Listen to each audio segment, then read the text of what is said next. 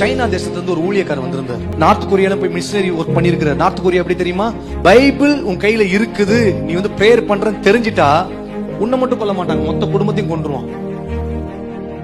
அத்தனை பேர் செத்து இருக்காங்க நார்த் கொரியால. ஆனா நார்த் கொரியால இப்ப எழுப்புதல் வந்து கொண்டிருக்கிறது. அவர் சொல்றாரு, எழுப்புதல் குறிக்கப்பட்ட தமிழ்நாட்டுல எழுப்புதல் எங்கே?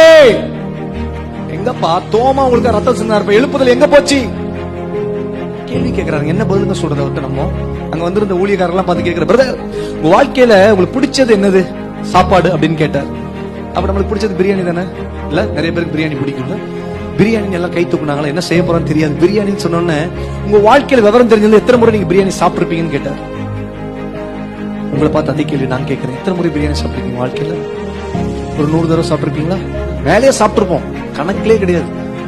ஒவ்வொரு கல்யாணத்துக்கு போனாலும் பிரியாணி, பர்த்டே ஃபங்க்ஷன் பிரியாணி, எங்க போனாலும் பிரியாணி. 100 தடவை சாப்பிட்டுருப்பீங்களா? சாப்பிட்டுருப்பீங்களா? நான் உங்களை பார்த்து ஒரு கேள்வி கேட்கிறேன். எத்தனை பேர் 100 தடவை இந்த பைபிள் வாசிச்சிருக்கீங்க சொல்லுங்க. சரி 50 தடவை வாச்சவங்க, சரி 25 தடவை வாச்சவங்க, 10 தடவை வாச்சவங்க,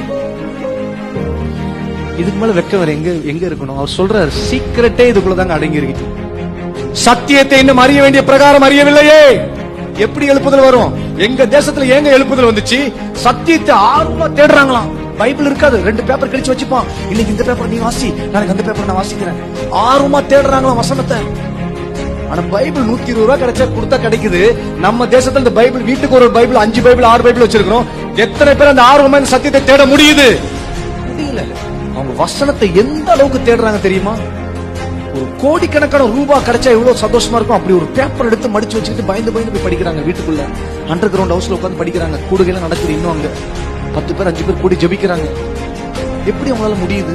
கம்யூனிஸ்ட் தேசத்துல பார்த்தா உயிர் போயிரும் தெரியுது, என் குடும்பமே கொண்டு போட்டுருவாங்க தெரியுது, தைரியமா செய்யறாங்க.